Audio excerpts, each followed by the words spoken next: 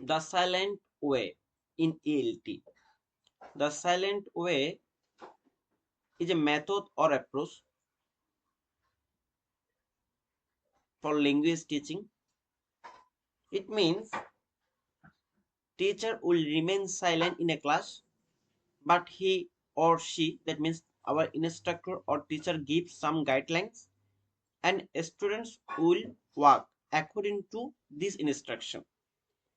That means এটি শিক্ষার্থীদের সক্রিয় অংশগ্রহণ এবং স্বনির্ভরতাকে গুরুত্ব দেয়, যেখানে শিক্ষকরা কম কথা বলার উপর জোর দিবেন, শিক্ষকরা শুধু শুধু দিক নির্দেশনা দিবেন, কোনো কিছু দেখিয়ে দিবেন।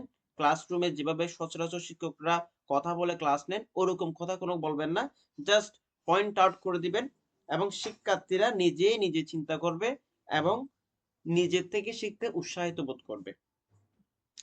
Silent way means teachers will remain silent, students will remain active in the class, but teachers will monitor and will give instruction what a student should do or should not do.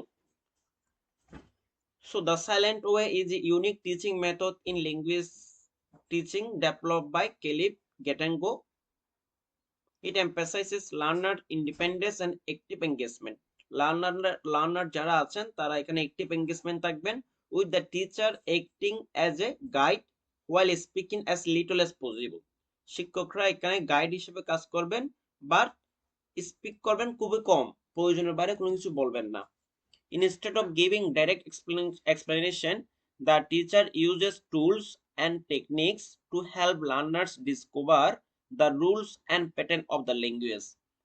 The teacher uses tools like color road charts to help students. শিক্ষকরা বিভিন্ন ধরনের তালিকা কিংবা রঙের সারি, Rhodes, এভাবে কোনো প্রেজেন্টেশনের মতন করে কোনো ভিজুয়ালাইজ কোনো পিকচার দেখাবেন যাতে করে স্টুডেন্টরা বুঝতে পারে and figure out how the language work by themselves. The idea is that when a student discover things on their own, they learn better and remember more themselves.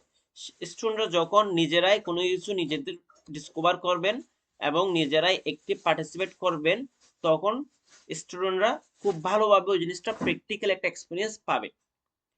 So the main features of this silent way: teacher as a facilitator. The teacher speaks minimally using gesture, visual and prompt to encourage learners to think and produce language. The teacher avoids giving answer directly and instead guides students to find solution.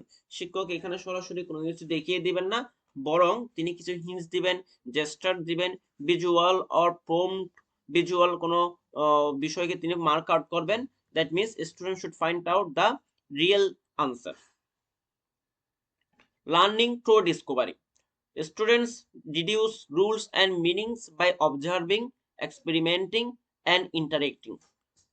স্টুডেন্টরা rules এবং meaning গুলো নিজ থেকে observe করে বা নিজ থেকে বুঝতে পারার যে ক্ষমতা, এটা নিজ থেকে সৃষ্টি করতে হবে, because it is a Discovery process.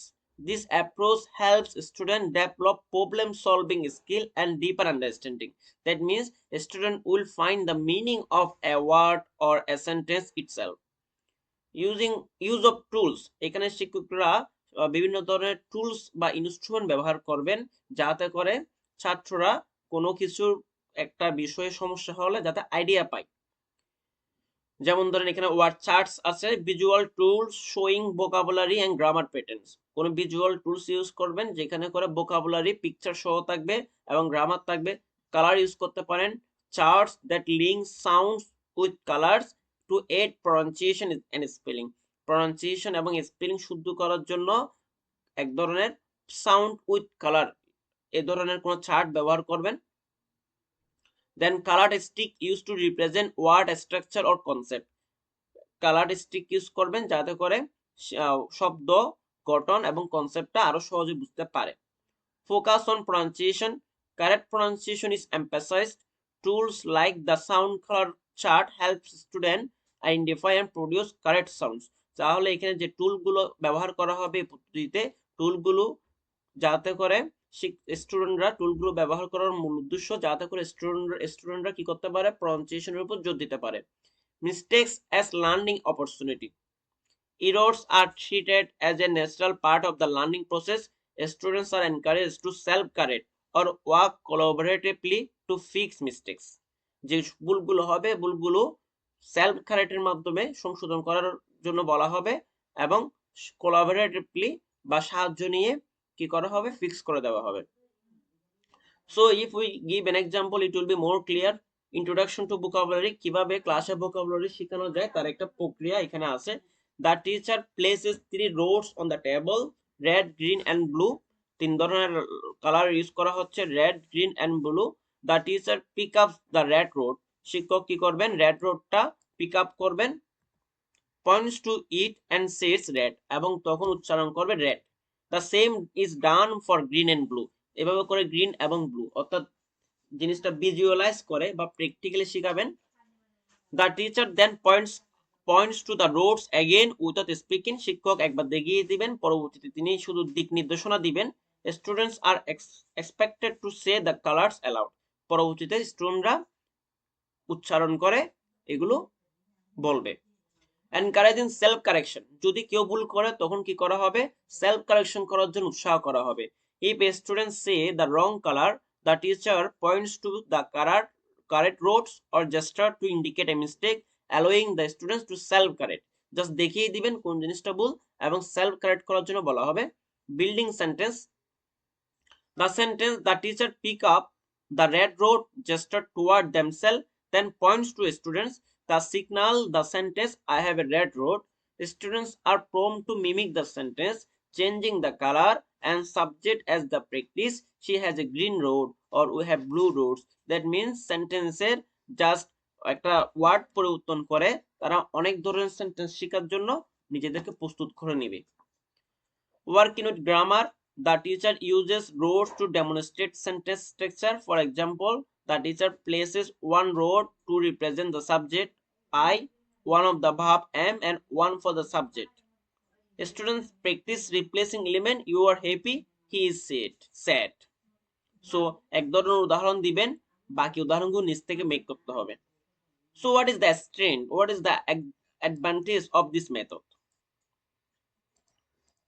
Discovery based learning, it is totally discovery based.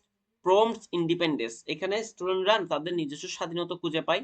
By working out language patterns, student become more confident and autonomous learners. They are active learners in such kind of method, they are not the passive learner. Interactive and engaging, the use of physical tools like rods and charts makes learning hands on and visually stimulating. তারা ছবি সহ কোনো কিছু যখন শিখতে পারে তখন তারা নিজেদেরকে অনেক বেশি ইন্টারেক্টিভ করতে পারে ছবির সাথে এবং ক্লাসের শিক্ষকদের সাথে, এবং অনেক বেশি মোটিভেটেড হয়। So the silent way can be adapted for various topics and levels. কোথায় কোথায় সাইলেন্ট মেথডটা ব্যবহার করা যেতে পারে? Teaching pronunciation using the sound colour chart, grammar, number and counting, prepositions, এইসব জায়গায় সাইলেন্ট মেথডটা অ্যাপ্লাই করা যেতে পারে। Then what is the weakness, এর যে ডিসঅ্যাডভান্টেজ সেগুলো হচ্ছে নট সুইটেবল ফর এভরিওয়ান, সব ধরনের মেথড সব স্টুডেন্ট সহজে বুঝতে পারে না।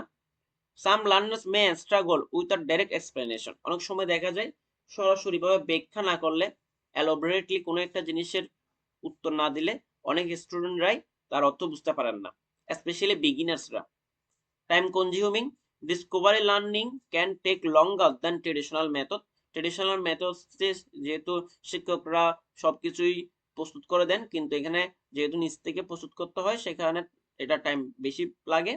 Required skill teacher, the teachers must know how to guide students effectively while speaking minimally. So after all, the main aim of silent way is that to teach students pronunciation, vocabulary and grammar, keeping them in active role. It is a unique method and the first of its kind to really concentrate on cognitive principle in language learning. So how can we have discussed how can we learn new things in silent way, its advantage, its weakness. So that's all. The silent way offers a creative, learner-centered approach to LT. It fosters independence, encourages discovery, and focuses on accuracy, making it a valuable method for promoting deep active learning.